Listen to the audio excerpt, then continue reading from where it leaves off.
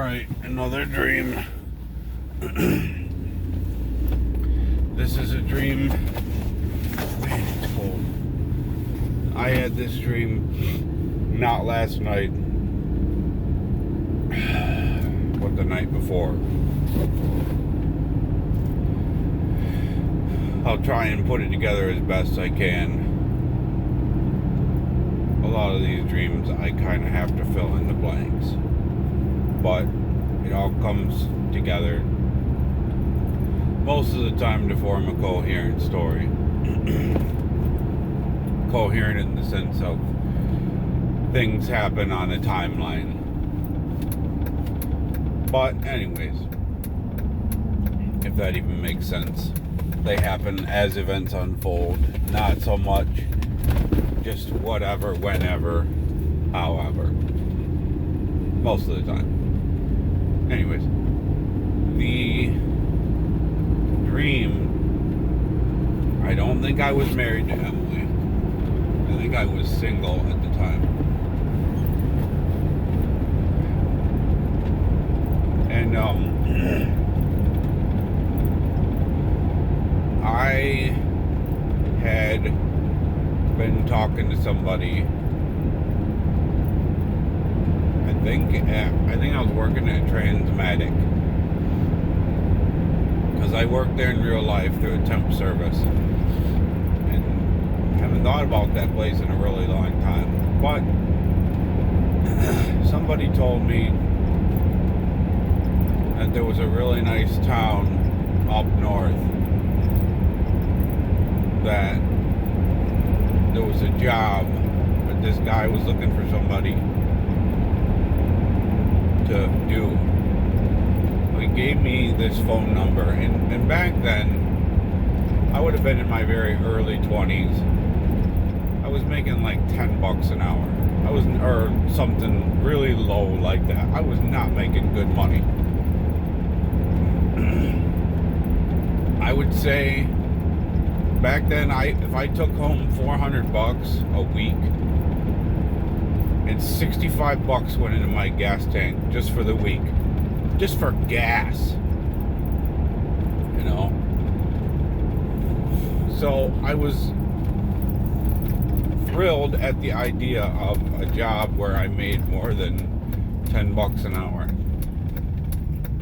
So I figure, what the heck, I'll call this guy, and even if it's nothing or I can't do it, you miss all the shots you don't take. So I called this guy. He said, yeah, how did you get this number? I said, Patrick at work gave it to me. He told me that you were looking for somebody, you had a job that you were looking to fill. He said, Patrick gave you this number? And like, his demeanor completely changed. He went from like, who the heck is this? To like, alright, Sonny, listen here. You know, like this sweet old man, sort of, like a southern gentleman sort of personality. That's how I could best describe it. He said, I don't even know you, but I got a really good feeling about you just by the sound of your voice. You sound like a really hard-working, honest young man. And I gotta be honest, this is a long-term position. And it's a commitment. But if you're willing to meet, I got a really good feeling about you, and I'd like to interview you and see if you're right for the position as soon as possible. I said, well, I can meet you whenever, today even, because, you know, I hated my job and I hated my life. In the dream, I was not, I don't know if I said this already or not, in the dream I was not married to Emily. I was not a father. I think think I was still living with my dad. Or something. Even though my dad never made an appearance in this dream. So I went and he gave me the address. It was like 200 miles away. And I just thought, oh gosh, I'd have to move if this was gonna be a thing. But I just had a good feeling in the pit of my stomach that this was gonna work out. And that this was like a calling. You know, he kinda zonked me up like this, it was meant to be sort of thing. You know, it was ordained by God. And so I thought, you know what, I'm just going to take a leap of faith, even though I'm like afraid to get on the highway, because I really never left Holland, hardly at all, when I was young. But I punched it into my GPS, and I went and met the guy. And he said, this job pays it's a salary job. It pays $200,000 a year after taxes. And I'm thinking in my head, like, holy crap! You know, how many people make $200K a year? That's like CEO money. And it's more money than anybody in my whole entire family makes. He said the job is not just a job, it's a partnership. The job was community manager. So as the community manager, it would be my job to maintain buildings, vehicles, different things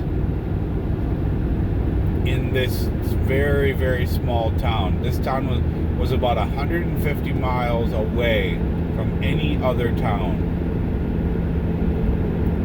It was like in the middle of the woods, really nice, thick Michigan woods. And the town was probably smaller than Hamilton. And as a bonus, I got, as part of the job, I got this great big house that was like, think Scott's house in Atlanta, only way bigger and not on a hill. And then a great big gigantic wooden service barn that had heat and electricity in it, and like an air compressor, some tools, and inside the barn was a great big fire truck. He said, you know, he showed me around the place. He said, you know, how much the job was going to pay. And, you know, I figured it towards the very end, he would say, you know, we've got several other candidates, and we'll call you if we decide to hire you. But he didn't. He just straight up said, well, listen, you seem like a really qualified young man.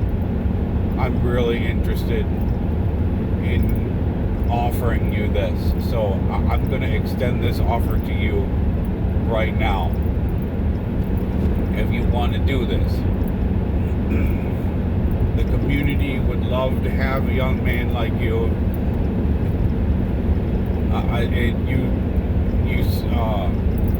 You didn't say you had family, so I'm assuming you're single. And I can tell you there's lots of fine young ladies here who would love to meet you. You know, just making the offer impossible to resist for a young kid like that. You know, I was practically drooling. Money, a house. wouldn't be legally like my house, but I got to live there rent free. I'd have money coming out of my ears. So I said, yeah, I definitely want to do this. So he said, all right, well, if you want to move your stuff into the house, the lights, the water, everything is already turned on. You're ready to go. And you can start next week, Monday. So I just went into my job and said, I quit. And they were asking me, well, you quit? Well, did you find another job? I said, I found another life. So I moved all my stuff into the house. And I didn't tell anybody where I was going. It was almost like a way to tell the whole entire world bye. And to start like a quaint, a new life in a quaint little town. And I would probably retire there and get married and die there of old age. So the job started off fine. I was fixing leaks in pipes and repairing buildings and stuff like that. And of course, somehow I knew how to do all that stuff. And anything I didn't know, I was able to look up on Google. The job was only 8 hours a day, and I could just do my hours whenever I wanted. Someone would just send me an order form of what I had to do, where I had to go, whatever. Everything was going great in the beginning. And then I came home one time and there were a whole bunch of calls on my message machine, because I had a message machine and a home phone in that dream. And they were all from people who really wanted to get to know me and meet me and have me over to their house. And it was almost like all of them were reading a little piece of paper. It was all the same thing. It was okay, that's kind of creepy. And because I'm all by myself, I don't know anybody, and I'm not a super social person. I am with people that I know and I care about, but I also like my alone time and my video games. Not in excess or anything, but especially when I was in my early 20s, I enjoyed playing PlayStation and stuff. I wasn't necessarily in the mood to go over and eat chicken salad at somebody's house that I never met. So I ignored the messages. And then I got a call from my boss a couple days later. Hey, the community, as community manager, it's part of your job to I don't want to be a jerk or anything, but it's part of your job to get to know everyone in the community. And I said, did you give them my phone number? He said, well, this is the community manager's house, so they all have your number in case they need to call you for something. I was like, oh, okay. Because it was kind of creepy at first that they were all calling me. I never really got around to it. I never went into anybody's house. And then, because I was paranoid, I was sleeping at night with the window open, and the window faced towards the barn. And I just figured if anybody was going to try to mess with me, I was hoping that they would make some noise and I would hear them. So I heard something, and I came outside with a shotgun. I thought, okay, I think they're in the barn. So I went to the barn, clicked on the lights, and there were several hundred people in my barn, all facing towards the door.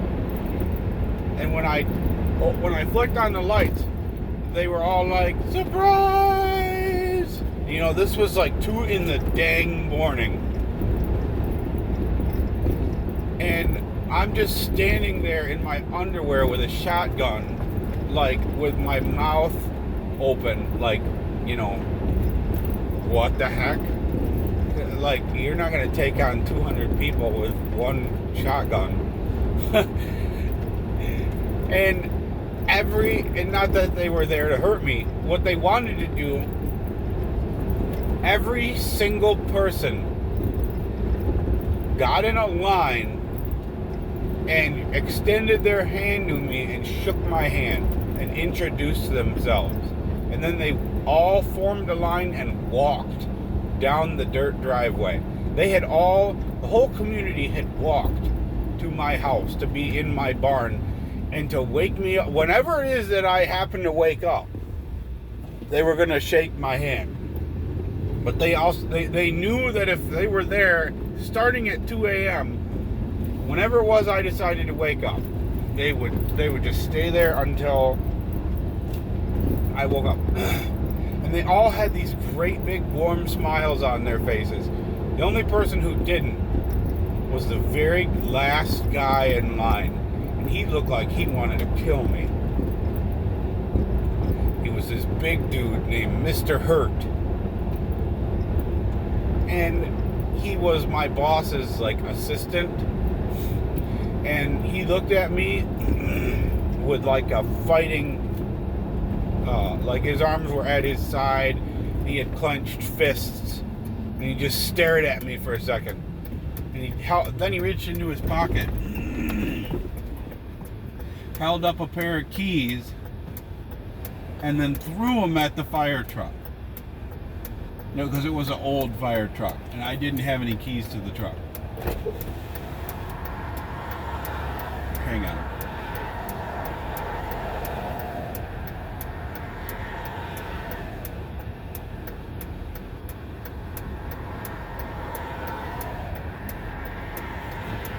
Okay. So, I didn't have any keys to the fire truck, so I assumed this was that. So I hit the button on the key fob, and the fire truck started in a remote start.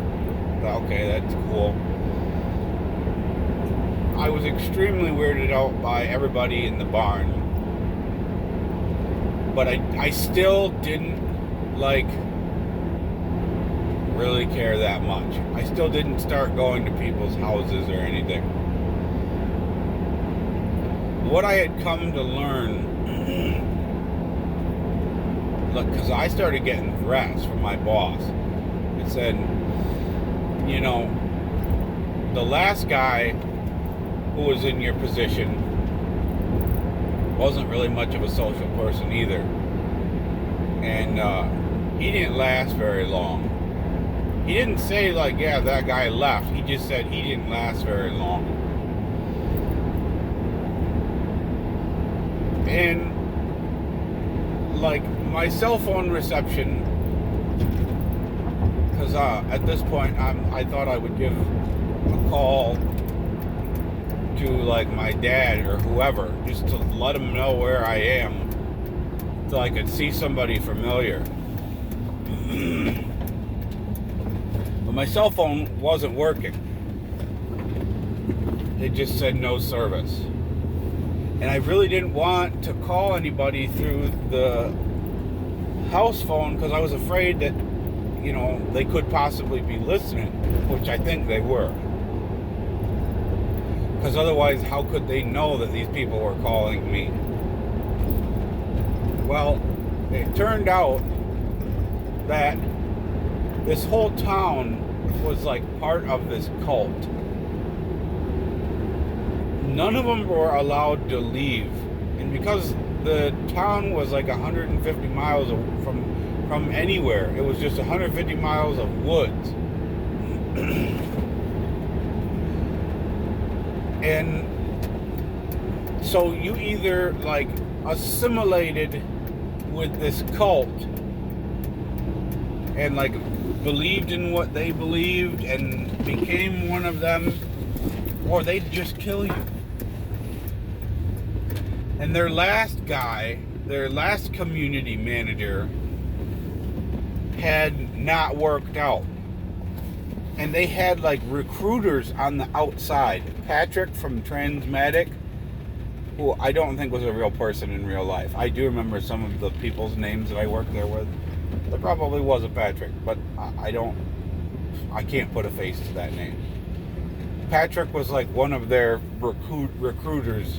They had people out in the outside world that would tell other people about this town.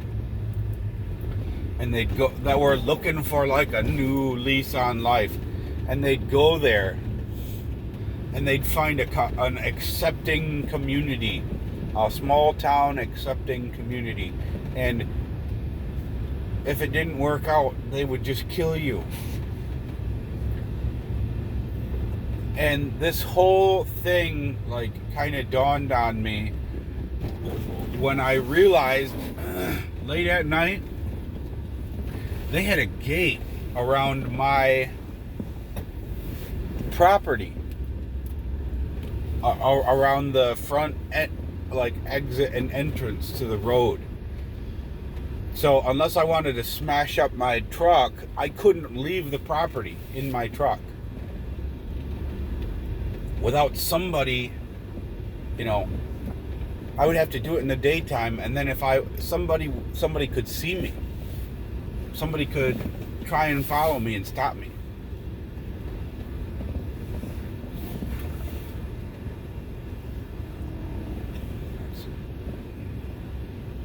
This sucks. People park so ridiculous. They have no idea how to park. That spot will be just as bad. That spot will work, okay. So it dawned on me, if I wanted to live, I was going to have to make the journey on foot. Over 150 miles through the woods.